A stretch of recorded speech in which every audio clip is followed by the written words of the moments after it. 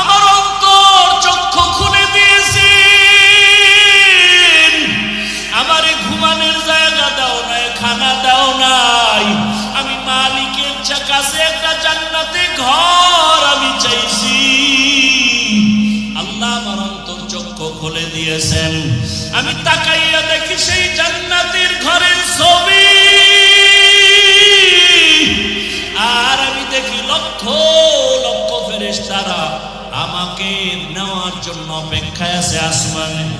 আমার রূহটা আমার মালিকের কাছে নিয়ে যাবে, তাড়াতাড়ি আমারে মৃত্যুদণ্ড দিয়া দাও, মরণের পর্দাটা আমি ভেদ করলে আমার মালিকের আমি এখন সাথে সাথে পেয়ে যাব।